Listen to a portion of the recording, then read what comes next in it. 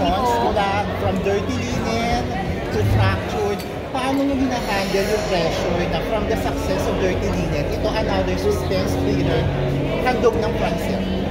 Hinahandle yung pressure. Don't worry, our stars will remain here sa Big Studios.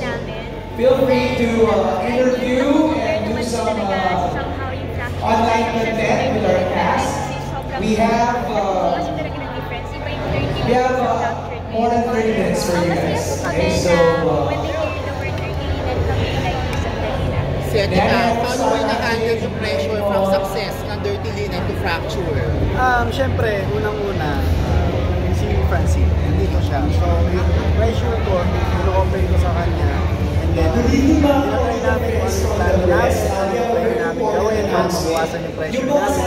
Kasi nga, galing kami ng dirty linen, tapos ginawa namin ang fracture. Pero, malaki yung lesson ang naidulot sa amin ng dirty linen para mas magawa namin ang maayos ng fracture. Kasi unang-una po mga kasama po namin doon talagang mga guro sa pag-acting, sa pag-perform sa TV, talagang sila yung mga teachers natin. Meron kami na pulong na nagamit namin sa paggawa ng fracture. Ano ang status ng relationship mo ngayon bilang Francine? inuulit po natin kung sasabihin mo sa service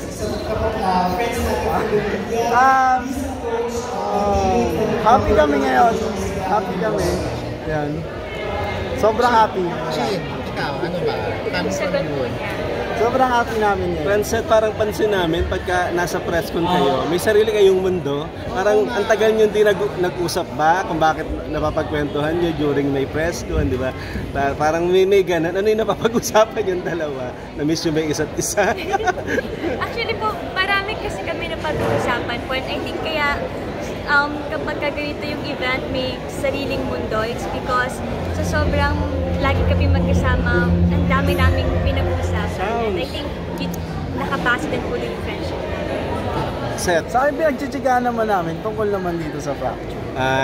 Last na lang sa akin kasi parang kung sabi niyo kanina pamature yung role niyo. Nagawa na ni Jeremiah saka ni Oino, ni Kawi. Kayo ba pagka may mga magandang project ba, ready na rin kayo for a kissing scene? Mas mature. Siguro si Chin sasagot niya.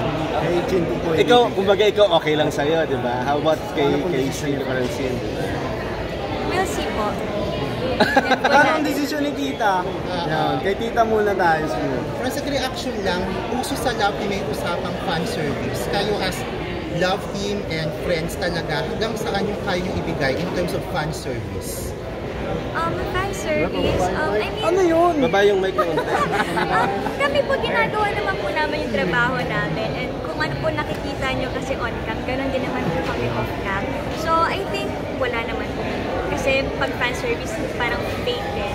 So wala po. We're not faking it. Seth, ano, in one word, paano mo i-describe talaga yung relasyon nyo ngayon ni Seth? Ni Francine? Relasyon mo sa sarili. Ano na ba yung close na? Po, level up na ba, di ba? Parang status lang. Siyempre naman siguro naman sa tinagal na pinagsamahan ninyo, mas level up na yung mas friendship. comfortable na ba now? Kasi may interview you before, medyo ilang pa kayo kasi na parang fresh yung combination. Parang ngayon kasi parang naglilin ka na sa show. Yung mic din ng TV. May mga ganun ng nalaw. Baba nyo na unti yung mic. Siguro, aminin na natin, maging totoo naman tayo. Araw-araw naman po, siguro, naging improve naman po yung samahan namin. Magiging totoo, ano lang po, may nakikilala ako ni Chin, nakikilala niya ugali ko, nakikilala ko si Chin. So, araw-araw may progress kami. Pero, to be honest po, wala pa kami doon sa iniisip ng marami na ganto, ganyan, ganto. So, ay may say na naligaw ka na? Oo. Pwede bang sabihin, i-describe namin yun? Isipin namin na naligaw ka na. Nandun na ba sa level na gano'n? Nagpapakit ka na sa kanya, nagpaparamdam na, ganyan. Wala po. Wala pa. So, nasa getting to know each other pa din. Bago siya, siguro liligawan ko muna si Tita. Yun muna. Mahigpit ba si Tita? Hindi naman po, hindi naman mahigpit. Pero sabi nyo nga, parang sa susunod na project, gusto mo si Francine pa din. Opo. Kumbaga yung love team na ba na yan talagang tuloy-tuloy na? Gusto nyo talagang maging Francette na for a long time? Ako po, gusto ko pong personally, gusto ko si Francine makatrabaho ng matagal. Francine naman. Yeah, sorry.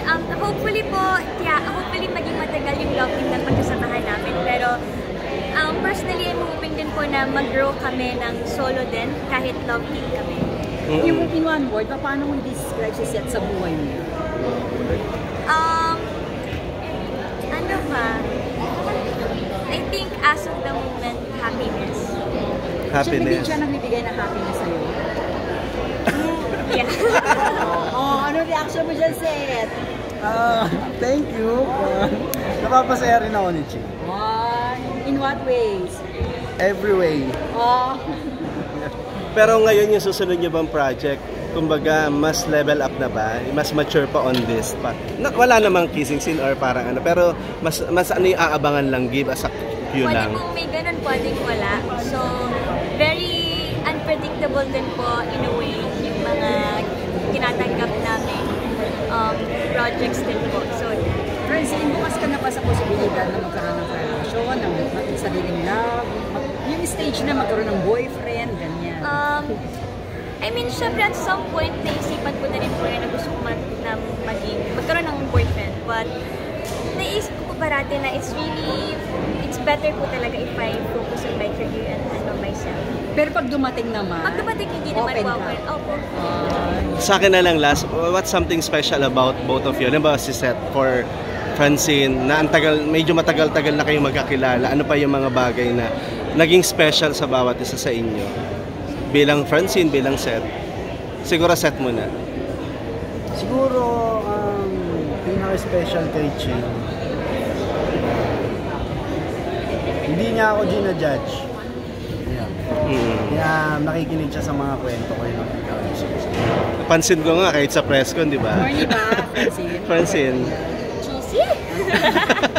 Hindi naman po. Na-appreciate ko naman po. Siguro, yung special na na-discover ko kay Seth, is a shoulder to cry on. Pag kailangan ko siya natin. Napapressure ba kayong dalawa? Pag tinatanong kayong, kayo na ba? Kumbaga, manlilig. May ganun ba? May pressure ba on your part? Or parang you just, parang, ano lang? Oo. I mean, go with the flow naman po kami. But siguro kung pressure na tinatanong po kami, medyo lang. Medyo lang. Medyo lang naman po, pero hindi naman. Pero anong masasabi niyo sa mga fans na gusto talagang maging kayo na? As in ngayon na? Po natin, hindi-end. Hayaan po natin ang tadhanang gumawa nun. Kung kami po talaga, hindi kami, then it's fine lang. So, Francine, kung maniligaw mo si Seth sa'yo ngayon, sasagutin mo. Wow! Agad! Oo, nagmamadali kami. Kasi may iwan kami ng van.